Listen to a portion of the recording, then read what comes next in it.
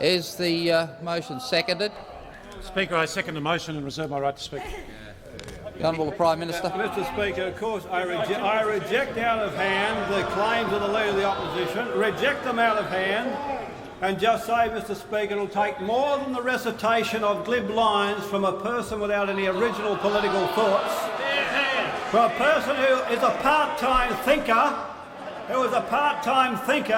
and who has no original political ideas. It'll take more than a decade-long recitation of old rhetoric to win the next election for you. Mr Speaker, it was not by accident that the Liberal Party passed over John Howard when John Hewson lost the last election and went to him. It was not by accident they passed over John Howard to go to Alexander Downer after John Hewson was removed. He is the Liberal Party's third preference, but he wants himself to be, in his arrogance, Australia's first preference. Mr Speaker, this is the man who left behind, after 7 years of opportunity, a moribund, inward-looking industrial graveyard. An inward-looking industrial graveyard.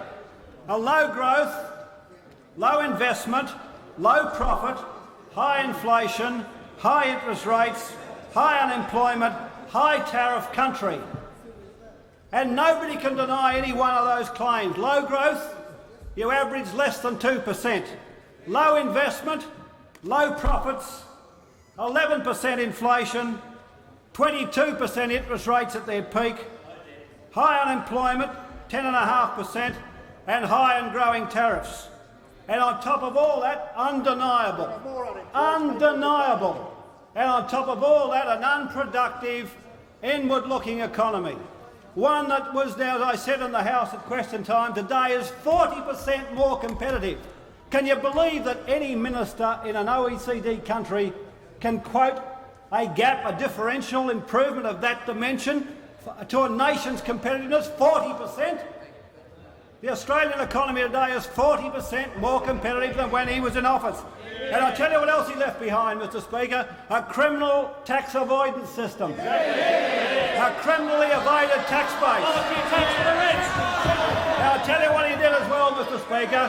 When we thumbed through Bill O'Reilly, the then Tax Commissioner's telephone book of letters, you see him pleading to the clever little Treasurer, being silly and civil, understanding but not hearing. Please, Treasurer, help us put a suture on the criminal avoidance of the tax system. And for 5 years as Treasurer, he failed to do anything until the McCabe-Frankie report presented, which he called a stunt.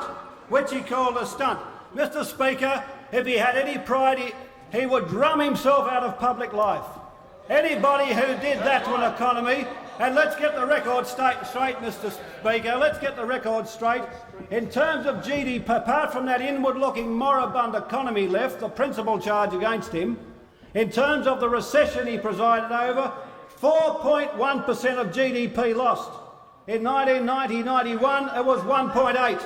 He has the prize as the deepest recession since the war. Exactly. And if he wants to debate that, go and debate it with the Australian statistician. Now, go to the Australian statistician and ask him. Now, Mr Speaker, then he had the temerity to talk about tax cuts. This is the man who in the 1977 election said, ring up and find out how much a tax cuts will be. The Sydney Morning Herald with a hand holding the fistful of dollars. And then he took them away 5 months later. I mean, you humbug. You humbug. Now, Mr Speaker, he left, as I said, when I became Treasurer. He was like a man reborn. He sat on the opposition benches to thank God somebody else could inherit the problem and do something with it. And here it is, after 12 years of change, 12 years that has made us now the fastest growing economy in the Western world, with the lowest inflation rate on that combination. 12 years later, he brings his miserable political carcass back to the front bench of the Australian Parliament. Here he is politically limping in like the Bishop of Autun, the Talleyrand of the Liberal Party, scraping his way back into Australian history, seeking to put his miserable politics. Mr Speaker, what possible use in the modern Australia, of the country joining the world, of its region for the first time in its history, of becoming an outward-looking country, of getting its low inflation, its high productivity. What possible use could it have for a man who described himself as the most conservative leader the Liberal Party has ever had? I mean, what use do you think you are to Indigenous Australia? What use do you think you are to Asia, to our integration? What use do you think you are to best practice? What use do you think you are to high investment? What use do you think you are to high participation rates in schools? You were quite happy to see, Mr Speaker, when he was in government, less than 3 kids in 10 complete secondary school. Less than 3 in 10. Now it's on 8 in 10. And for the first time in our history, more girls than boys go into university. More young women than young men go into university. He left them. He said if we keep them uneducated, we can run this as a sort of narrow elite in a sort of tied-up little education system. Mr Speaker, he's had three policies in public life only, and I've been here with him his whole political life. He came in 1974. His three policies: income splitting for families to give income to the high income earners. That's one. Labour market reform, which is code for cutting the wages of people under $35,000. He opposed every wage increase since 1983 for the workforce, every single one through the centralised wage fixing system. When he stood up here, he believes in an American-style system where you had the American president standing before the Congress 3 weeks ago in his State of the Union address talking about the American working poor who haven't had a wage increase in 17 years. That's the kind of Australia John Howard wants. He believes rip the safety net from underneath them and they've got to take the contract. The same as America. They either huddle over the railway grates for warmth under a newspaper, or live in substandard accommodation, or live without health care. That's the sort of Australia this conservative apparatchik believes in. And then, of course, this sort of morbid rhetoric, the sort of small thrifty shopkeeper gnarlishness with the red tape of government spending. So we've got all this anti-government spending rhetoric, but in his day he was the big spender. That's right. The big spender. Mr. 28.8% of GDP. I mean, how can you come? Look, John, don't waste your time on me, son. Don't waste your time on me. I've been around. I know you. I know you. I know where the skeletons are in your closet. I know what Bill O'Reilly said to me in private about you as Treasurer and the criminal evasion of the tax system. I know how the tax office guys hung their head. And when I said we're going to basically fight the High Court on the tax base, that we're going to actually improve the tax base and make it impregnable, that we're going to bring in low tax rates and encourage greater compliance with the system, the whole bureaucracy lifted its head as if it was a new day. A new day, a new dawning. It was the dawning of integrity in Australian public finances. Mr. Speaker, and yet, Mr. Speaker, the most conservative party the Liberal Party has ever had wants to talk about the future. His 6.1% growth and 3.75% employment growth and the greatest fall in unemployment in a year, not about the future. Is that not about the future? Is the white paper on the unemployed to retrain Australia's unemployed, long-term unemployed and young people the greatest undertaking we've done in social policy since the war? Not about the future? Was the cultural policy, support for our arts and multimedia and CD-ROM and the information highway not about the future? Was APEC, building for Australia abroad, an Asia-Pacific Rim market not about the future? And you're telling us you could have done it? Would you have got out there? Would you have threaded together APEC? Would you have believed in the social and cultural liberation of the cultural policy statement? Would you have believed in giving unemployed, long-term unemployed Australians income support, a job subsidy and a job compact? No way. Your leader Your Leader of the Opposition attacked it. Your then Leader of the Opposition attacked it. He said that it was, he said, the White Paper, Labor's spending spree, whatever the merits or otherwise, it is a spending spree. That's the contempt with which you held it, if that's not about the future. Mr Speaker, when we hear from John Howard, the very much recycled Leader of the Opposition, we bring in, it's a case of back to the future. Back to the future. Back to the future. Now, years ago, Mr Speaker, I did a little ditty in here about someone walking through a museum, and there they are looking, and the kid says, "Mum, what's that?" And she says, "Well, son, that's the Morphy Richards toaster. We used to have that. We used to put the bread in that, and you used to have to wind it down and turn it on. And what's this?" You know, there was a thing he said, "That's a Qualcast mower. We had one of those at home." Order. And they said, "Who's this? Who's this wax figure here?" They said, "Oh, it's John Howard." John Howard.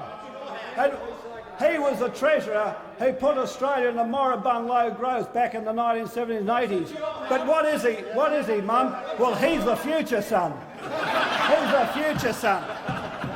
Don't make us laugh over there. Don't make us laugh over there. Mr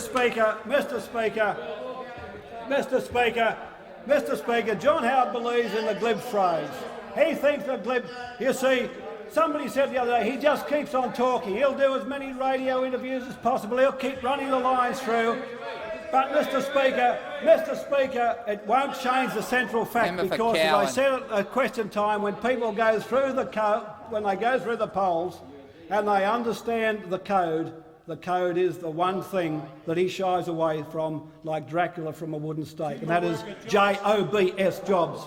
The one thing that you've never been able to produce. The one thing you know what, Mr Speaker? Order! Mr Speaker, you know what his average was? On my left. Mr Speaker, you know what his average was in jobs? It was 52,000 a year. In the years of his treasurership, a pathetic 52,000 a year. And this country and this government, you know what our average was right through the 12 years? 154,000 a year, 3 times as much. 3 times as great. 3 times as great. And then he's up there. And let me tell you another thing about the employment. Let me give you another, I think, reasonably impressive statistic. You know what the change in real household disposable income? Now, you know what that means. The disposable income of households, real household disposable income. You know the change since you? 40%. 40% increase in real household. You take a nation and bring a nation's disposable household income up by 40%. That is the change since you. Yet you say in your tawdry opportunist way that we have scattered out on families and small business. Yes, you believe in families. You arrogantly believe that you can speak for families, as if there's something you know about families that the rest of us don't, in such the most arrogant expression about families. Yet you believe, you say, in families, but you don't believe in family support. You don't believe in payments to low-paid families. You don't believe in a family allowance supplement, additional family payment. You don't believe in Medicare. Order. You've been trying to give a kick-up to doctors for the last 20 years of your life. Order. So, Mr Speaker, let's not burden you with families, because families are part of those people coming back into jobs who are in the white paper. They're the ones you think it's a spending spree on, the very same families. Mr Speaker, and he talks about interest rates and small business. Mr Speaker, small business died when he was in office. He left an industrial graveyard, industrial archaeology in his wake. It was basically the old anvil industries of the pre-war years. They were watching them close in Alexandria and all the industrial areas across Australia. When he walked out of office, he walked out with his head down. Mr Speaker, let the people of Australia understand this is the same guy with no ideas, the same simple ideas that are basically about cutting income for people on low and middle incomes, about kicking incomes up to the rich, about not understanding Australia's place in the world, about not understanding Australia's psychology or its identity, of having loyalties to other countries and other forums and other norms. and being out of touch with the modern Australia. Mr Speaker, John Howard would be a disaster for this country, a poor choice for the Liberal Party and an absolutely disastrous choice for Australia. The Honourable Leader of the National Party. Nice try, very unconvincing. Very unconvincing. Order. You want another one tomorrow?